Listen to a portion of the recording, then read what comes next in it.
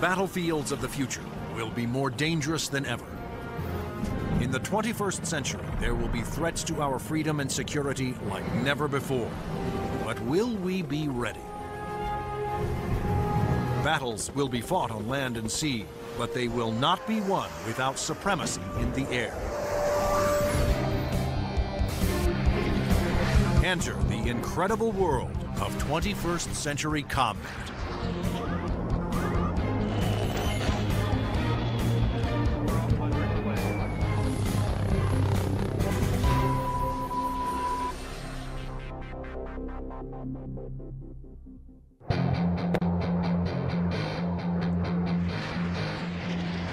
Air power is the dominant strategic force.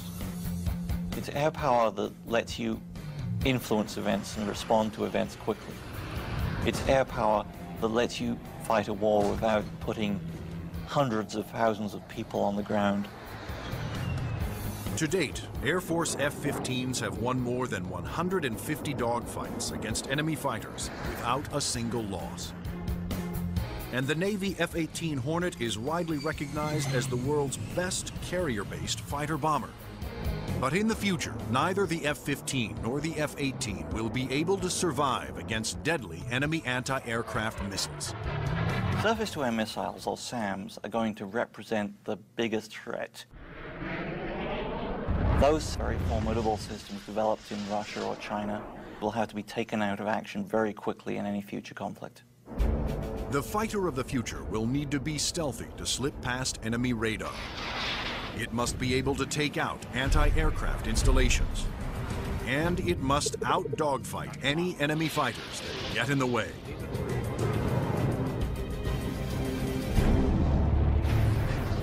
That future fighter is already here. The F-22 Raptor, the air dominance fighter of the 21st century.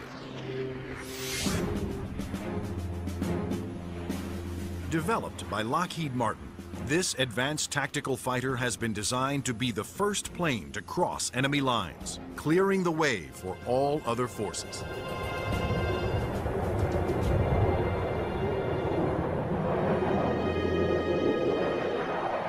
The F-22 is both an air-to-air fighter and an air-to-surface fighter, so it can drop precision weapons. That means it'll be able to go in early in a conflict, knock out all the air defenses that an enemy has, and also take out certain ground targets. And open the door for all the U.S. forces, whether they're ground vehicles or other aircraft, to come in and continue the fight. The development of the F-22 Raptor first began in 1985, when the Air Force requested proposals for an advanced tactical fighter jet to replace the F-15 air superiority fighter. Military planners feared that the F-15 would not be able to counter new air and ground threats on the horizon. The result was the creation of the F-22. The capability of the aircraft is a quantum leap above what exists right now, and it's going to take air power and revolutionize it into a whole new world. In the battles of the future, stealth will be critical for all new fighters to avoid being seen by enemy radar. Non-stealthy aircraft just will not survive in the air battles of tomorrow. Stealth technology was created to counter advances in radar. Radar works by sending out radio waves and measuring the amount reflected back to determine the distance, speed, and course of an object. But stealth aircraft are designed with surfaces that deflect radio waves away, making them nearly invisible to radar. The world's first stealth production aircraft was the F-117 Nighthawk. The reason that airplane is faceted is a limitation of the computer technology at the time. It's easier to model a finite number of flat surfaces than it is a bunch of curved surfaces. And while the aircraft was a breakthrough at the time, the facets limited the plane aerodynamically. But now, thanks to more powerful computers, engineers can design aircraft that do not have to sacrifice aerodynamics for stealth. The FA-22's aerodynamic slickness allows it to have the lowest drag of almost any aircraft ever produced. The F-22's aerodynamic superiority, combined with its stealth and firepower, make it a far better adversary than any aircraft before it.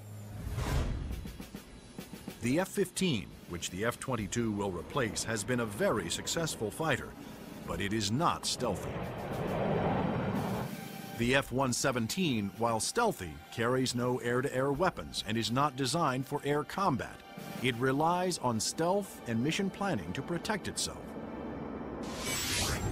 But the F-22, on the other hand, is not only stealthy, but comes with a full complement of air-to-air and air-to-ground weapons.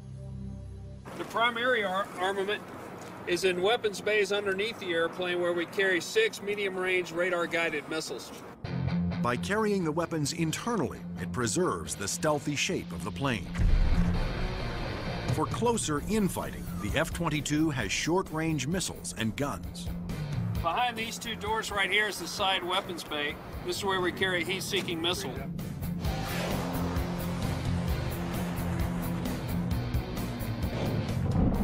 For close-in armament, the Raptor is equipped with the M61A2 cannon. The muzzle is hidden right behind this door right here. It's hidden because of the stealth characteristics of the airplane. Cannon carries 480 rounds and is capable of shooting 100 rounds a second. The F-22's advanced weapons systems will make it a formidable interceptor, as will its unique ability to find enemy aircraft without revealing its own position. When other planes use their radar, they become visible to every other radar system in the area. But that's not the case with the F-22. Perhaps the highest tech part of the airplane is the radome itself. Not only does the radome have to be stealthy, but it has to be able to transmit and receive its own radar signals. How the F-22 radar achieves that remarkable feat is classified. But what is known is that the F-22 can see enemy aircraft at a distance while remaining invisible to them. The first time that the bad guys will really know there's an F-22 in the area is when one of them blows up. Along with its advanced radar system, the F-22 is the first fighter to have supercruise, the ability to travel faster than the speed of sound without using its afterburners. A jet's afterburners boost speed by pouring fuel directly into the hot blast of the engines, adding fiery extra thrust. But afterburners are also wasteful, consuming enormous amounts of fuel, dramatically affecting the range and duration of a plane's mission. But the F-22 doesn't have that problem. Without using afterburners, it can supercruise at an incredible 1.5 times the speed of sound, over 1,000 miles per hour. This is all about our pilots being able to go fast, minimize the amount of time they are exposed to any threat, do the mission that we've sent them to do, turn around and come home safely. The F-22 is presently the only fighter in the world with supercruise, but it wouldn't be possible without a very unique set of engines. The goals for Pratt & Whitney were to provide a transformational engine that the Air Force needed, one that was stealthy, maintainable, and fast. The F-119 PW-100 was developed by Pratt & Whitney after years of research. It sets the new standard for jet engines. Along with its incredible supersonic ability, the F-119 incorporates thrust vectoring. Here we are at the rear end of an F-A-22 Raptor. First thing you'll notice are the nozzles for the F-119 engines. In flight, during a maneuvering dogfight, they actually move up and down and vector the thrust of the engine to provide maneuverability. It helps us turn inside any foe, maneuver at low or high speeds to outmaneuver another airplane or potentially an enemy weapon that's headed towards us. The F-22's stealth, supercruise, and vector thrusting are impressive breakthroughs, but its most outstanding feature may be its ability to nearly fly itself through advanced computerized controls. It relieves the pilot of all the duties, gives the pilot total freedom to just look out engaged in the combat scenario. In addition to monitoring its own performance, the F-22 constantly gathers data on other aircraft in the combat area and presents the most important information to the pilot. We're going to have information passed to us from either unmanned vehicles or from off-board sensors so that we can integrate data and use that information for targeting. And it's the way that we are driving our forces in warfare. We are much more integrated with both other services and with other platforms, and the F-22 fits right into that concept. The F-22 Raptor's total package of avionics, stealth, supercruise, and thrust vectoring make it the most technologically advanced fighter today. I've never been in an airplane that accelerates as fast, that's as agile, the ability to turn very sharply, and it just brings a great combination of the speed, the stealth, and the avionics to the fight that nobody else is going to be able to touch. But there will be future competitors, like the Russian Sukhoi 37, which features thrust vectoring and a radical forward swept-wing design. And the fifth-generation MiG, the 1.22, which some have nicknamed the F-22ski. The Russians are still very active aircraft developers. They've got a variety of technologies that they're continuing to improve upon and that can be made available to our future enemies. And so that's why we have to stay on top of the technology that we are developing and make sure that it is able to take out anything that other countries develop. When you look at the adoption by China of the Su-27 and the fact that it'll probably be modernized and improved, that brings up the need for more advanced fighter aircraft in the US. And that's one of the main reasons, I think, why the Air Force is so insistent on the need to have the F-22. In addition to Russia, other U.S. allies are producing advanced interceptors for export that are superior to the F-15, such as Sweden's JAS-39 Gripen and France's new Rafale.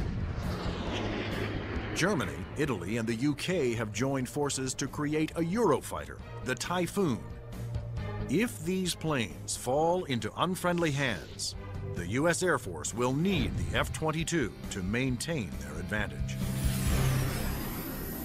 We're always going to go into war wanting to have that air dominance, and the F-22 is going to be the big boy on the block that can help us to do that.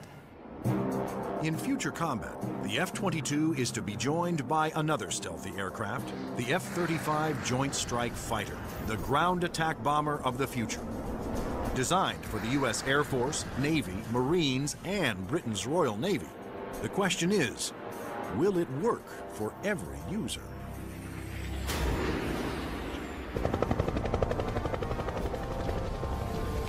The rules of war have changed. Brute force has given way to high tech, and conventional weapons of the past will no longer be effective. In future battles, the F-22 will be the first fighter to cross enemy lines, surgically removing air and ground targets. Next in, the F-35 Joint Strike Fighter, the attack bomber of the future. It will assume the air-to-ground attack role for the U.S. military. The F-35 can carry heavy weapons externally for maximum effect. But when a smaller payload is carried internally, it is nearly as stealthy as the vaunted F-117 Nighthawk. It has a significant amount of stealth capability to allow it to be used early on in a campaign, and it has a significant amount of weapons carrying and payload capability to be used at the later stages of campaign. The threat to the airplanes may not be as significant and require less stealth. The development of the F-35 was driven by the Armed Forces' desire to save costs by creating a ground attack bomber that would meet the needs of the Air Force, Navy, Marines, and Britain's Royal Navy. Airplanes are becoming very expensive these days, and we had to do something to get the cost of these airplanes back down to a reasonable level. The F-35 is expected to cost about $40 million, one-third the cost of an F-22 Raptor. But could one basic airframe be designed to satisfy so many different military demands? Each armed service wanted a stealthy ground attack bomber, but the Marines also needed a plane with short takeoff and vertical landing capability. The U.S. Navy required a craft with larger wings, heavy-duty landing gear, and an arresting hook for carrier landings. And the wings would have to fold up to save deck space. The size and scope of the JSF program is pretty significant. The airplane is being designed to replace the F-16 and the A-10 for the Air Force, the AV-8B for the Marine Corps, and the FA-18 for the Navy. Unlike the twin-engine F-22 Raptor, the F-35 Joint Strike Fighter was designed around a single engine to keep down not only costs, but weight. A lighter plane can carry more weapons. For the Joint Strike Fighter, one of the keys of its mission is the ability to handle a large amount of ordnance and bring it to an enemy site. That all works better with a single engine.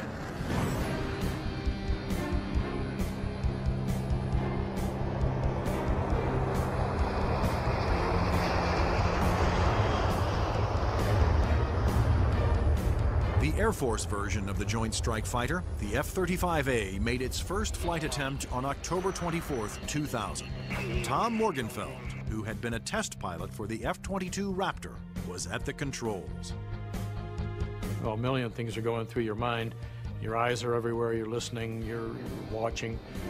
Your senses are tuned to an incredible level because you're sensing and feeling the airplane for the very first time.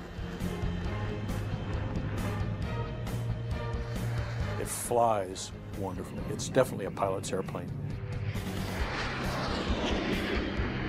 The Air Force testing went smoothly. Next, a Navy version was built with heavy-duty landing gear and wider wings for the slow speeds needed to land on carriers. Navy test pilots flew touch and goes, demonstrating the F-35's ability to land within the space of a carrier's flight deck. But the most difficult challenge still lay ahead for the F-35 program.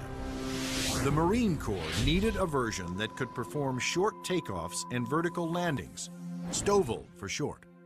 The STOVL capability is extremely important to the Marine Corps because the airplane can go just about anywhere that the rest of the forces can go. It's not limited to needing a large runway. It doesn't need a really big ship to operate off of. Engineers at Lockheed Martin, the designers of the F-35 Joint Strike Fighter, took a hard look at the AV-8B Harrier, the STOVL fighter that the new aircraft would have to improve upon. The Harrier is a great airplane if you look at the fact that it's basically 1960s technology. It's achieving all those wondrous STOVL flight sort of maneuvers without the aid of a lot of computers. The Harrier's ability to take off, hover, and land vertically is achieved by vectored thrust. The powerful force of its jet engine is directed downwards through 4 nozzles that can pivot 90 degrees.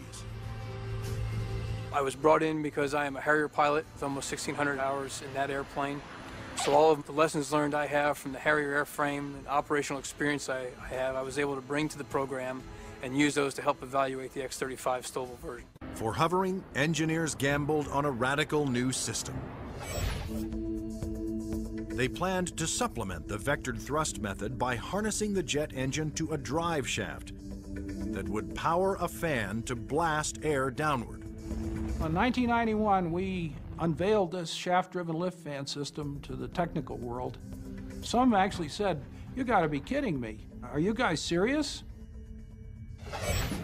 The lift fan required doors to open behind the pilot on the top and bottom of the plane to draw in more air. The fan would blast air down mid-ship, while the jet nozzle in back swiveled, blowing its powerful exhaust down to create a balanced lift force. The shaft-driven lift fan system allows you to harness a lot more energy out of what the engine is producing. But harnessing a jet engine to a drive shaft proved to be extremely difficult. The mechanical energy we were dealing with in the shaft-driven lift fan system was very large. We had 28,000 horsepower being transmitted from the drive shaft from the main engine to the lift fan. And that's similar to the power going through a U.S. naval destroyer. The lift fan's ability to blend large amounts of cool air with the hot jet exhaust provided another important benefit. One of the things we learned in JSF was to combine the jet exhaust to get a lower combined temperature than the Harrier. This allowed us to avoid some of the problems with concrete where the concrete would actually burst and explode under the high temperature and high jet exhaust from the Harrier. At the Lockheed Martin test facility in Palmdale, California, the revolutionary lift fan system was put to the ultimate test, in the air. If the lift fan failed during hover, the plane would crash.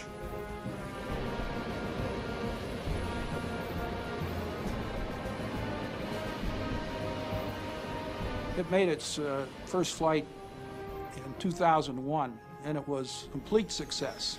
And at that time, I didn't hear any more from the people who had been saying for years, this thing will never work. It worked. Now, all three versions of the F-35 for the Air Force, Navy, and Marines are being developed and further tested for mass production. The United States, Britain, and their allies are expected to order more than 4,000 Joint Strike Fighters, which will replace most American-built fighter bombers in use today. The handling qualities and performance are stunning. It really is a pilot's airplane. It sort of makes you feel like a little boy. You want to take it home and tuck it under the pillow with you at night. It's just a pilot's airplane. In future air conflicts, the F-22s will be used to establish air dominance. Then waves of stealthy F-35 Joint Strike Fighters will use their superior weapons-carrying abilities to attack other major ground targets. The Joint Strike Fighter is going to be the backbone airplane for hauling freight. It is going to be the muscle part of sustained forces. Commanders can also alter an F-35's mission in the air as situations change during the battle. There are a variety of ways for the F-35 to bring in information from external platforms, other airplanes flying around the battlefield, satellite-based assets, ground-based assets. All that information can be presented to the pilot in the cockpit and allow him to be more of a tactician and manage the tactics of the game that day instead of worrying about the nuances of flying the airplane.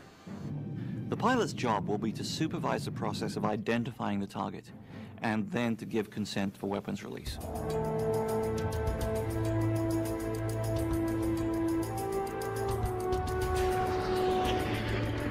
The Joint Strike Fighter will be able to carry a wide range of weapons, to include the heavier weapons such as the 2,000-pound bunker busters and 2,000-pound blast weapons. The Joint Strike Fighter's 1-ton bunker busters and blast bombs will be guided to their targets with pinpoint precision by JDAM tail kits. The Joint Direct Attack Munition, or JDAM, is a kit that can be put on any bomb to give it the brains to know where to go, and the movable tail fins to guide it there. JDAM is a guidance kit that came after Desert Storm. This little round piece on the side there is an inertial navigation clock.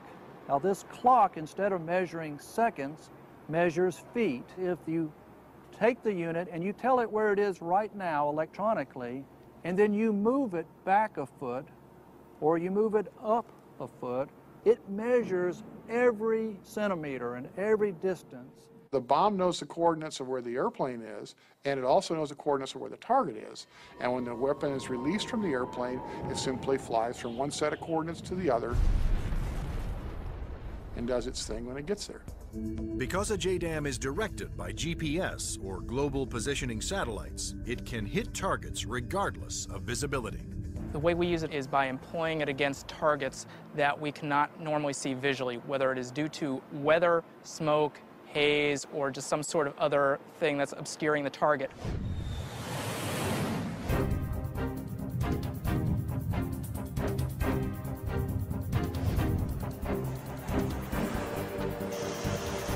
As a JDAM falls, its inertial clock keeps track of its position and signals the tail to make course corrections, directing it to the target.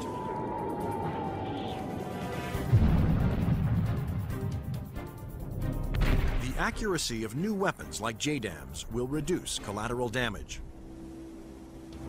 It also makes the F-35 an even more formidable weapon system. The new weapons, such as JDAM, really reduce the need for the number of sorties, and that reduces our risk because we're not exposed to enemy threats as often. The F-35's combination of advanced weapons, avionics, and stealth will help it ensure its success over the battlefields of the future. U.S. military planners wondered if these same features could be utilized in a helicopter. They wanted a stealth helicopter. But could it be done?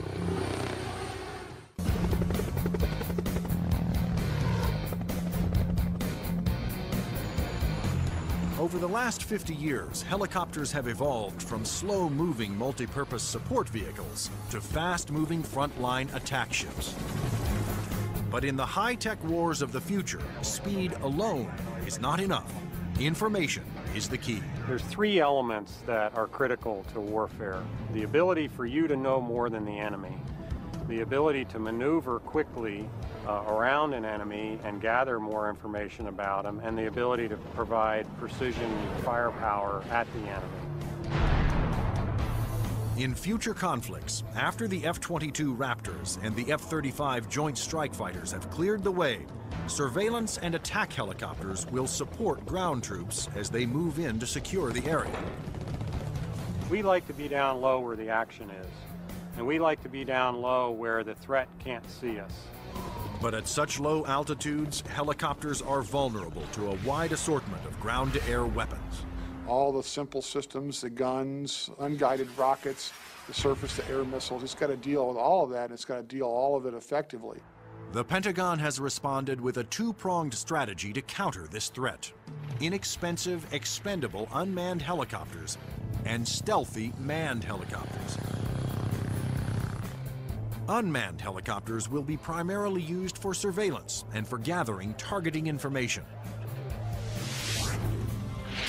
Fire Scout, designed by Northrop Grumman, was specifically developed to take off and land on Navy ships.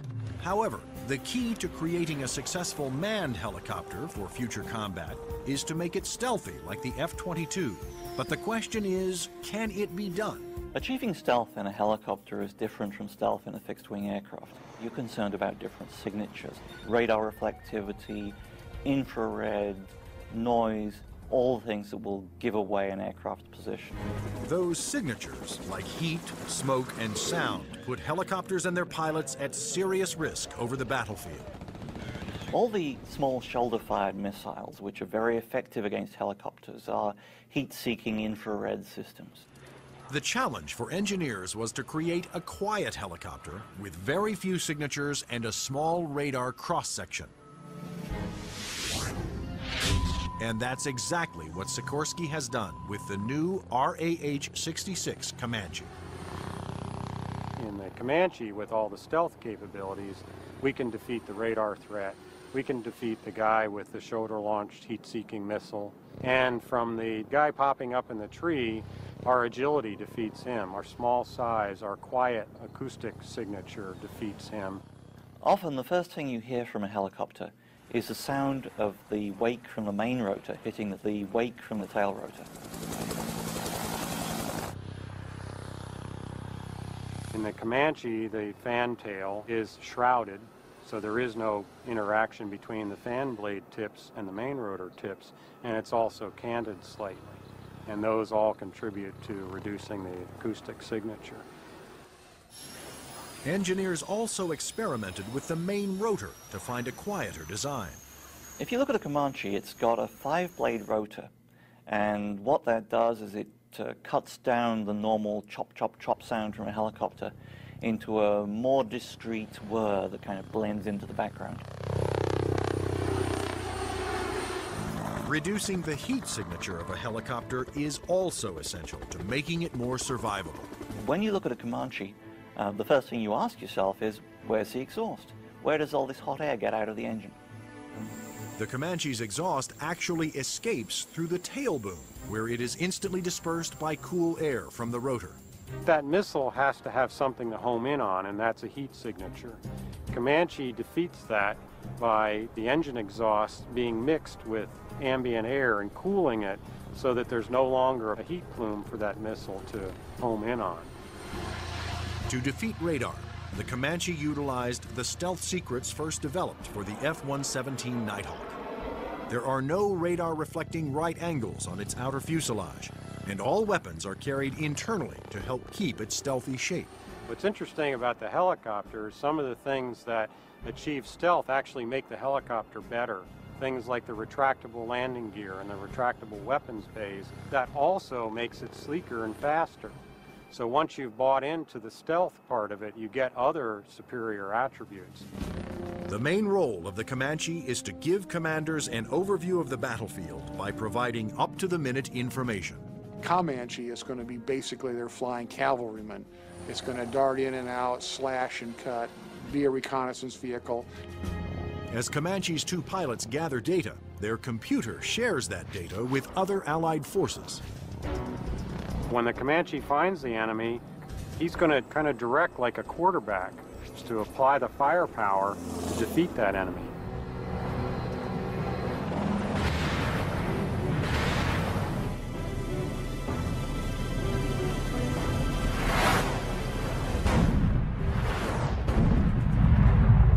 Engineering advances have also made the Comanche one of the easiest and most forgiving helicopters to fly.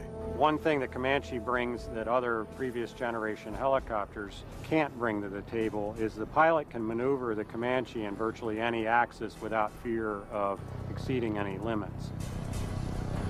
Although it will be used primarily for reconnaissance, the Comanche will also be armed for self-defense.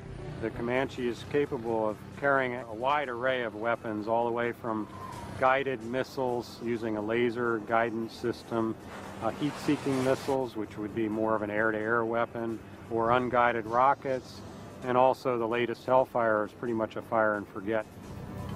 In addition, Comanche's pilots can ask Allied aircraft to fire missiles their way, and can then take over and guide those missiles to their targets.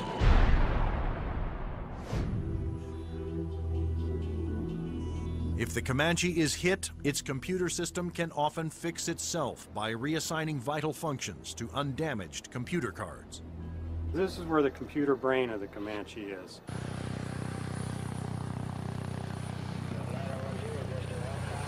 In support of its reconnaissance mission, Comanche can control as many as 5 unmanned aircraft.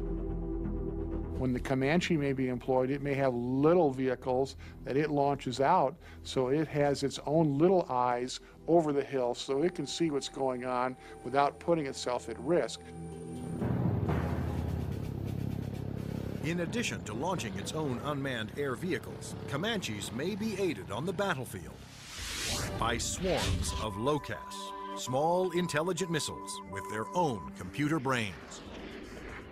It's about 31 inches long, weighs a little over 100 pounds, carries a single warhead, has a laser radar. In other words, it has a scanning laser beam that generates pictures. The LOCAS also communicate with each other and cooperate in searches and attacks. You could have a swarm of LOCASes, each of which has its own eyes, each of which is thinking, but each of which is communicating with each other.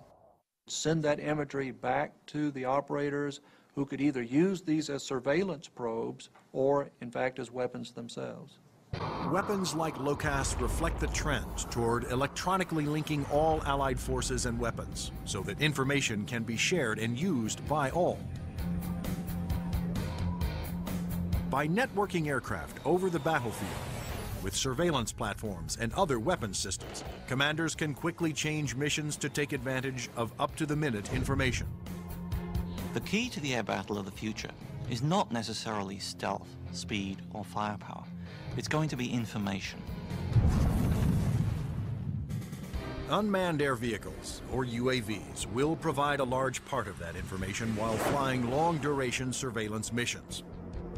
So, will the Air Force of the future have no pilots?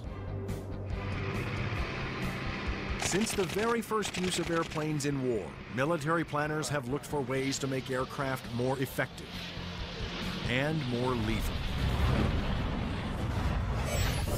Once so secret their very existence was denied by the government, unmanned air combat vehicles, or UCAVs, are now poised to take the preeminent role in 21st century air combat.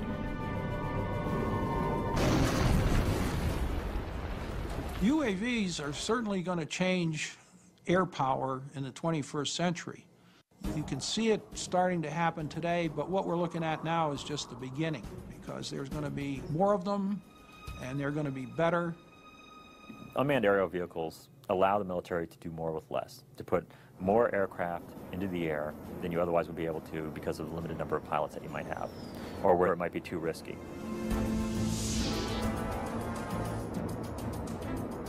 In the future, aircraft that have no pilots on board will carry out the most dangerous combat missions. Today, unmanned air vehicles, or UAVs, are already taking over the role of long-duration surveillance. UAVs don't have mothers. You lose a UAV in combat and nobody bats an eyelid. One of the earliest surveillance UAVs was the Predator. It was developed in the early 1990s. When you look at Predator, basically they start off as being long-endurance systems that can really persist over the battlefield. In Afghanistan, Predators provided critical real-time intelligence. And it was there that a Predator made an amazing transformation from surveillance to armed aerial attack. It fired a Hellfire missile, an Al-Qaeda convoy, and destroyed one of the vehicles in there. And at that point, it crossed the line from an unmanned aerial vehicle into an unmanned combat aerial vehicle. Today, the new Predator B can carry up to 10 Hellfire missiles. Of course, its primary mission is still what the military refers to as ISR, or Information, Surveillance, and Reconnaissance. It's basically a poor man's satellite. I mean, you can bring it in and let it dwell in an area. UAVs transmit important visual information to battlefield commanders via satellite or other data links. Once targets had been located, identified, and cataloged, these could be disseminated to other weapons or weapon systems. Reconnaissance UAVs have multiple ways of conducting surveillance. On clear days, they use specially stabilized optical lenses that can zoom to high magnification. At night, they use infrared, and under adverse conditions, they use synthetic aperture radar to pierce the thickest clouds, sandstorms, or oil field smoke.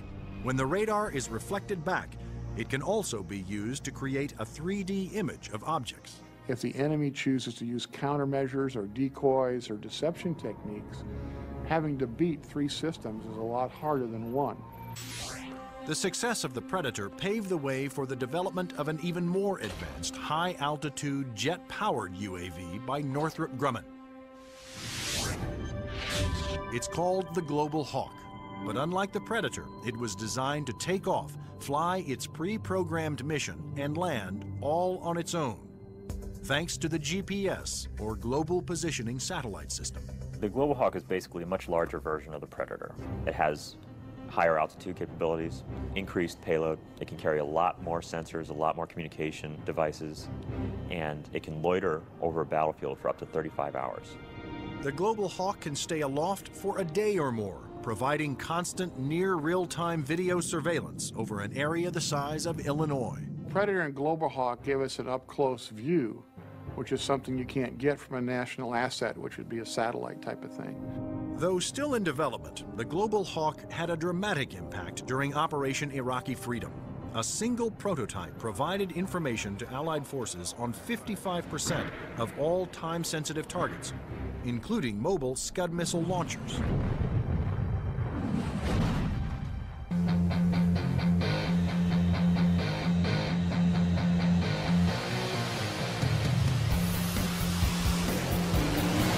Like the Air Force, the Navy wanted its own autonomous UAVs. However, designing one to take off and land on an aircraft carrier was a tremendous challenge. But the engineers at Northrop Grumman were up for it. In the summer of 2000, they began working on the X-47 Pegasus. The hardest part of the Pegasus program was definitely the flight controls. Getting on and off an aircraft carrier, of course, is one of the toughest design problems for an aircraft. And doing this with a tailless vehicle like Pegasus certainly was the toughest problem we had. That problem was solved by using 6 innovative surfaces to make the plane climb, descend, and turn.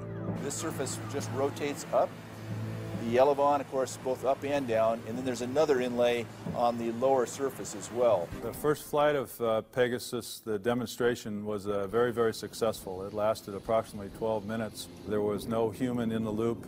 But could Pegasus, without any human assistance, land within the tiny space between the arresting cables of an aircraft carrier?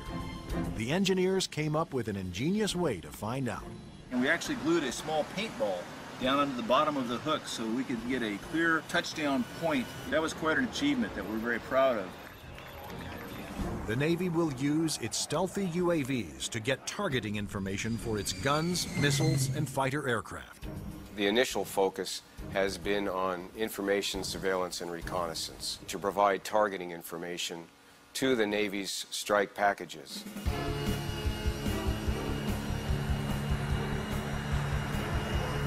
But many future UAVs, such as Boeing's X-45 unmanned bomber, will be heavily armed.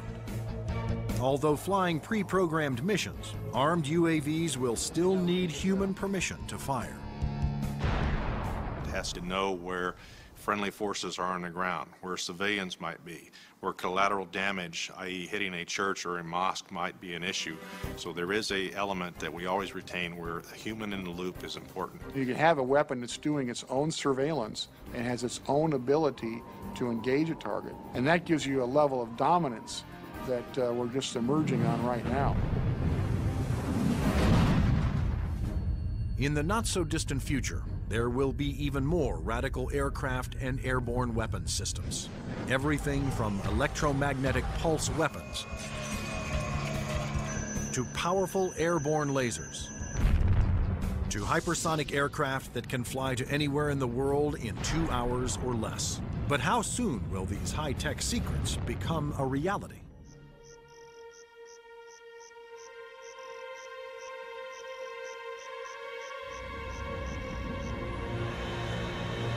The enigmatic F-117 stealth jet flew in secret for 10 years before its existence was revealed to the public. Some of the unclassified projects that are acknowledged by the Pentagon seem more like science fiction than reality. The military is designing a weapon system designed to neutralize an enemy encampment or factory without destroying it and scattering nuclear, biological, or chemical materials. Electromagnetic pulse, or EMP weapons, will blast a highly concentrated magnetic field towards its target, overloading and destroying any electrical components.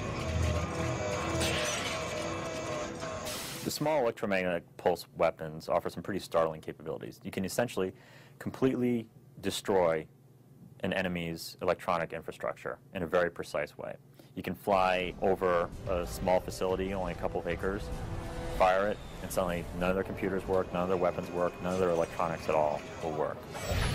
Researchers are also experimenting with an airborne chemical laser. An entire aircraft has been turned into a chemical energy plant that points that laser at a target and burns through missiles. This aircraft will fly at higher altitudes and will primarily be used for Scuds or for ballistic targets that would be fired from one country to another.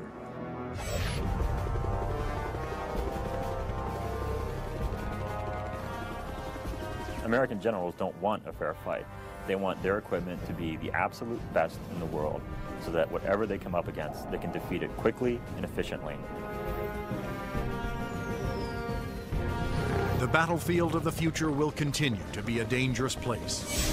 But military planners believe that the key to maintaining the security of the United States is to develop the weapon systems of tomorrow, today.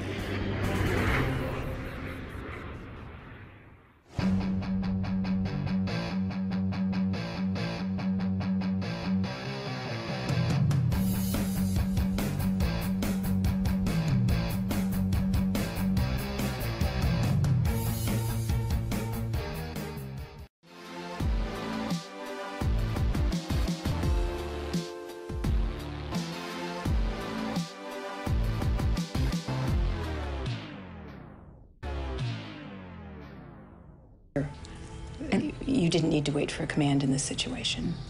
There was fire, and I shouted to Suzanne, "Fire on the wing." She ran back to my exit and saw Suzanne standing there, getting ready to open the door, and just saw the door crumple like cheap tinfoil. And I thought, oh my God, we're trapped. I was staring at the door, and I yelled, "Unfasten your seatbelts, remove your shoes, leave everything, come this way."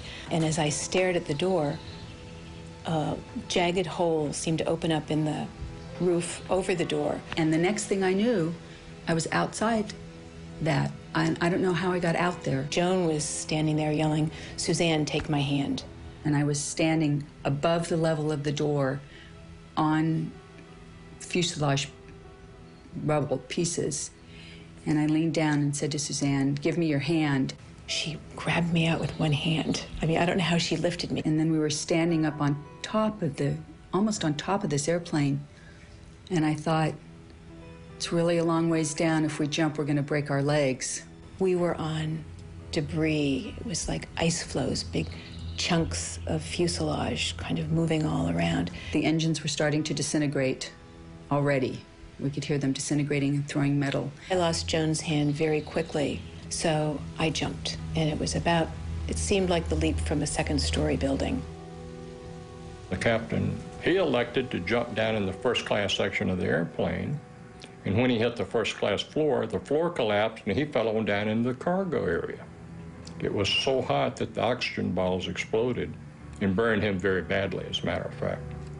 It was a survival mode that kicked in, and it was just get out of that airplane. I didn't stop to think about how it happened. I went to where the door would have been, and I left my wife seated. And then it came to me, what am I doing? Where's my wife? So I turned around, and she was coming, and I said, "I will jump and try and break your fall." My husband was sitting to my right, and I undid his seatbelt and kind of pushed him out of his seat to get him moving. And we headed for the door that was closest to us. And it was engulfed in flames, and there was no way to exit that way. I looked over, and at some point, someone had opened the other door, which was amazing to me. And I just yelled over here and headed toward the door on the other side, which was, again, the wing door. In the haste to get out of the burning plane, Karen became separated from her husband. He died in the flames.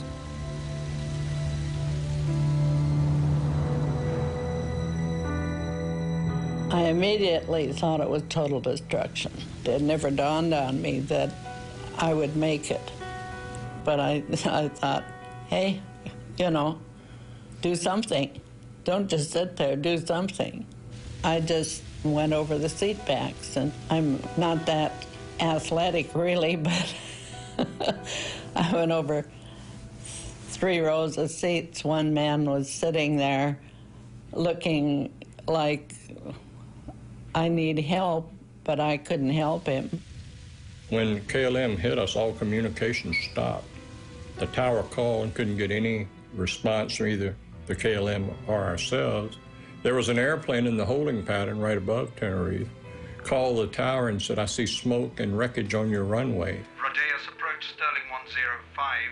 We're downwind from runway 30 and something's glowing on the field. Looks like a fire. Are you aware of any fire? Shit, this can't be true!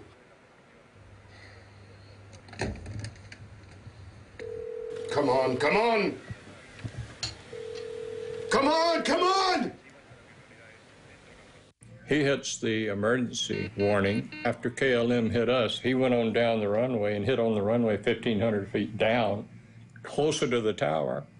So when the fire truck and the ambulance came out, they got to him first. So no one came to us for quite a while. As a matter of fact, I remember thinking, I wonder why somebody hasn't gotten out here to help us.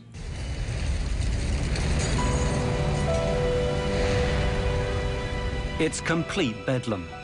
In the fog, the fire trucks don't know where to go. When they eventually find the Dutch plane, it's hopeless. Everyone's dead. And the whole time, they don't realize there's a second plane a short distance away, hidden in the mist, with people waiting to be saved. It's another 20 minutes before the Pan Am plane is discovered. Only 20% of the Pan Am passengers get out alive, and most of them are gathered on the left wing, which has somehow miraculously remained intact.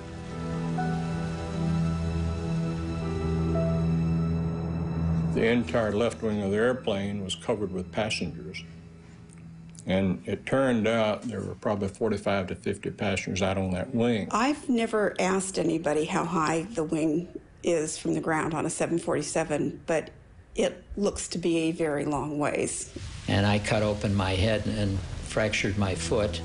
My wife jumped after me, and she said, "I cannot walk." And I dragged her on her side for probably a block and a half away from the plane. The motors were going full tilt, and I didn't want to get over where the motors were, so I sat down by the body of the plane. I had no comprehension at that moment that I would be jumping off the wing and In the debris, you knew there were trapped passengers and people, and there was absolutely nothing you could do to help because the airplane was collapsing in on people. Only one door was opened by a crew member, and that was one of the black flight attendants who did that. And she lost her life when the engine disintegrated and debris hit her. And I thought if we could just walk around to the other side of the plane, we would find all of the passengers and our other fellow crew members. Which, of course, wasn't the case. Even 20 minutes after the disaster, the controllers in the tower still have no idea how serious things are. Departing aircraft. All departures are suspended until advised. Hello.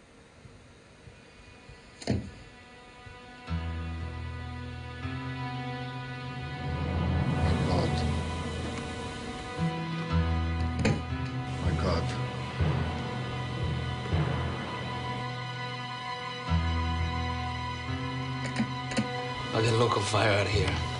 Notify the ambulance. We have an emergency. We need every vehicle they've got. We're done. This can't be our fault. I mean, I told him to clear the taxiway.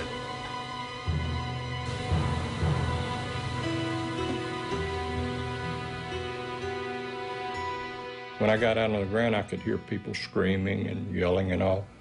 Within about 5 minutes, you heard absolutely nothing. There was no noise at all, just the airplane burning. I asked one of our medical directors later on what he calls that, and he said that when you have a fire that hot and that much of a fire, it consumes all of the oxygen in there, and people basically suffocate. I felt so responsible because I couldn't take care of my passengers, and so helpless in looking back and knowing that there's nothing you can do. You can't get back in the aircraft. There's no way to get in it, and it's all on fire. Of the KLM plane, very little remains. It had continued flying for another 400 meters before slamming into the ground. The 55 tons of fuel it had taken on ensured that everyone on board died in the fiery explosion. It was personal vehicles, cars and trucks that seemed to come onto the grass and gather up people. About 75% of our surviving passengers got to the hospital in taxicabs. It was a wild, crazy ride as we were going to the hospital. The skin was hanging on both hands because I had received burns, but it hadn't affected my eyes. I had blood all over me, and I walked up to somebody and said, "I'm a doctor, can I help?" And the guy that I said it to had the oddest look on his face, just this very wan smile, and he just shook his head, and then I immediately went into a coma. Word soon gets out, and in the hours that follow, the international press begin to arrive, and the first news is flashed around the world. Rescue workers are still going through the wreckage of the 2 jetliners this morning in the Canary Islands. They're looking for the bodies of victims in this worst accident in aviation history. 2 jumbo jetliners, 747s, collided on the ground at the airport at Santa Cruz de Tenerife yesterday morning. One was a Pan Am charter from Los Angeles that picked up more people in New York before flying to the Canaries. The other was a KLM charter from Amsterdam in the Netherlands. They set up a morgue in one of the hangars, and it was huge, and they had all of the nearly 600 bodies in that particular hangar, or temporary morgue. The death toll rises to 583 people, nearly twice as big as any previous accident.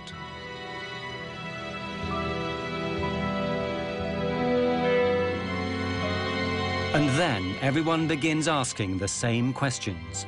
How and why could 2 state-of-the-art airliners smash into each other on the same runway?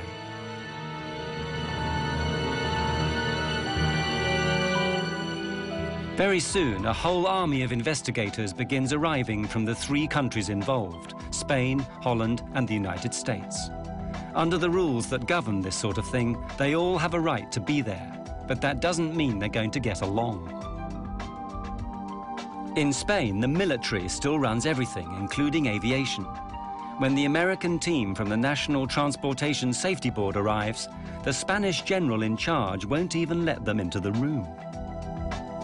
I sneaked in, and I went to the general and told him, the general, my name is Luis Carmona. I represent the U.S. government, the NTSB, and I am here to participate in the investigation. He answered back to me, I represent the king, and you get out. So as I was walking out, he looked at me again and he said, hey, you don't look American. And I told him, well, yes, I am an American, but I was born in Cuba. And he said, well, so did I. I was also born in Cuba. So he turned around and he asked me questions and asked me to bring my team in, and we started doing the accident investigation then.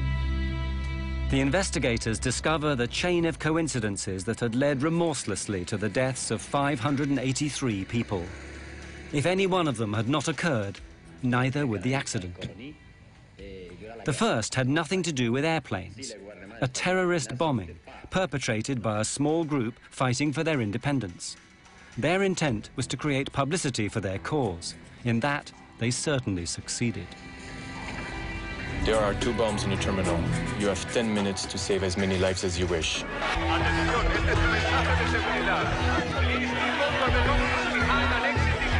The airport is closed.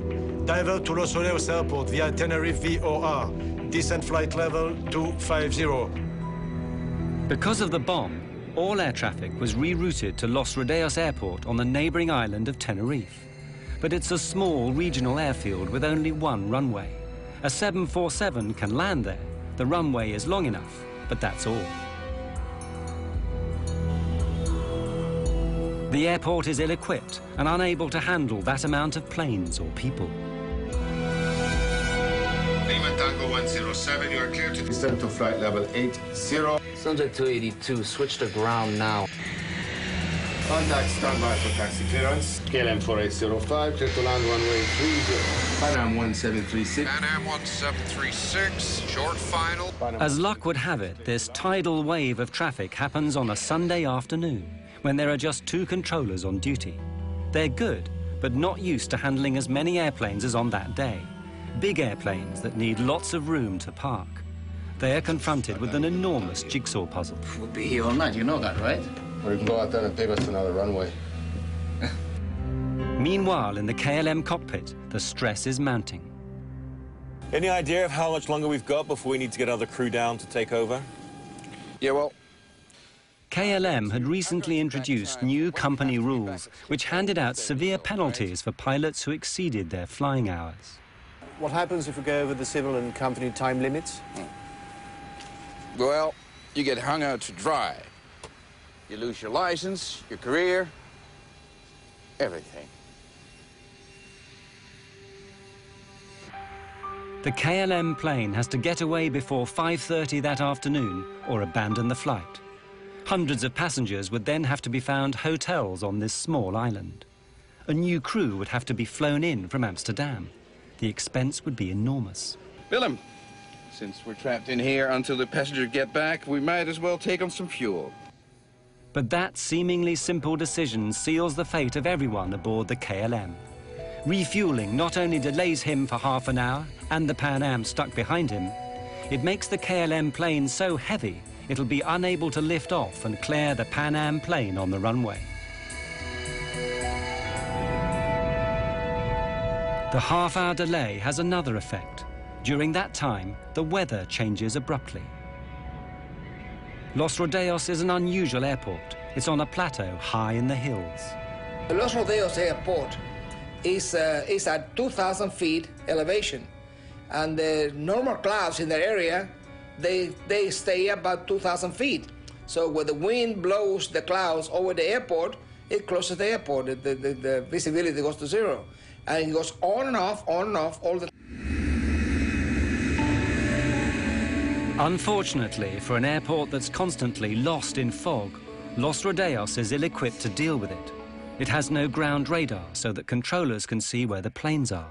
In fact, the facilities are downright primitive. When he was not, they had a person sitting in a building next to the runway, and he just took a visual measurement of the weather, and that's how the weather was checked.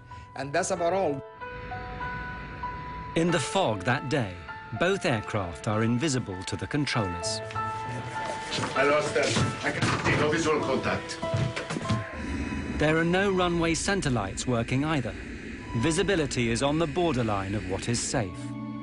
In fact, as far as the Pan Am crew is concerned, it's below the legal minimum, so no aircraft can take off. Look at it out there. I mean, this cloud just rolled right onto us. I don't think anybody has the minimums now. But the Dutch are working to a different set of rules. The scene is all set for a disaster. What will actually trigger it? The Dutch investigators thought they'd found the reasons. God damn it. Of all the days this has to happen. Just when Spain is going to teach Hungary a lesson in football. The controllers, they say, were listening to the football on the radio. Perhaps their minds weren't on the job. Furthermore, their bad English had confused the pilots. Taxi into the runway. Leave the runway third. Third to your left. Third to the left, okay. Third, he said? 3. Third to your left. I thought he said Leave the first. runway third to your left. Third one, sir. 1, 2, 3. Third one. 1, 2. Good, well, that's what we need, right? The third one. Uno, dos, tres. We were listening to the controller talking to the other airplanes. We were listening to the controller giving the ATC clearances, the taxi clearances. And he spoke clear enough English for anyone, I think. So I'd have to say, no, I don't think the controller was involved at all. I don't think he had any fault at all in this accident. 1736, just checking that. That's the 45 there. But the Dutch haven't finished yet. Yeah, that's this one here. Yeah, I know. They make an even more controversial claim, one that provokes a blazing row, that the Pan Am plane had caused the accident by being on the runway when it shouldn't have been. They hadn't followed orders to turn off. Okay, for sure. Maybe he counts these as 3. Oh, I like this. They were going to taxiway 4. He was instructed to go on 3, but he had to go 4 because taxiway number 4 was the one that had 45 degrees. And it was easy for the 747 to access it. We said, confirm which taxiway you want to take. And he says, the third on your left, 1, 2, 3, the third on your left. And here again, I still believe this. I think he had seen us go by the first one. And when he says, count 3 more taxiways, the third, 1, 2, 3, we were doing exactly what we thought he meant for us to do. And I still think that's what he meant for us to do. It was the logical taxiway to take. Whether they should have taken the third or fourth exit became largely irrelevant anyway, because it became clear that Captain Van Zanten had made one of the most elementary mistakes a pilot can make. He'd taken off without permission. We have 700 meters visibility here now. Wait a minute. We don't have ATC clearance. I know that. Go ahead, ask. KLM 4805 is now ready for takeoff. We're waiting for ATC clearance. KLM 4805, you're clear to the Papa Beacon. The KLM is given its ATC clearance, which is simply the route it must follow after takeoff. Now, it must wait for permission to take off. 325 radial at Las Palmas VOR. Roger, sir. We're cleared to the Papa Beacon, flight level 90. Right turn out 040 until intercepting the 325. We're going. But why didn't his crew stop him? It's very difficult for a co-pilot or a flight engineer to tell the captain, hey, look, you missed something. Tenerife exposed a problem that had long existed in commercial air travel. The pilot was regarded, and often regarded himself, as God. The captain is always right. He's never wrong. No junior officer was ever going to contradict the airline's top pilot, the man who'd given him his license. Panam 1736, report runway clear. Did you clear that? What do you say? Is it to clear the Panam? Oh, yes. Captain Van Zanten, highly stressed, knowing that he has to take off or abandon the flight. His crew, aware that he's done wrong but frightened to tell him. Disaster is now inevitable.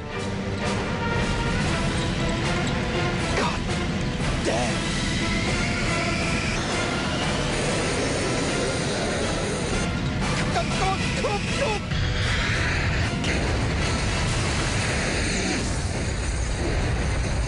The official report is written by Spain.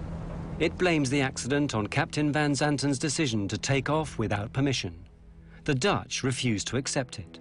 They publish their own report, blaming language difficulties and the general confusion at Los Rodeos.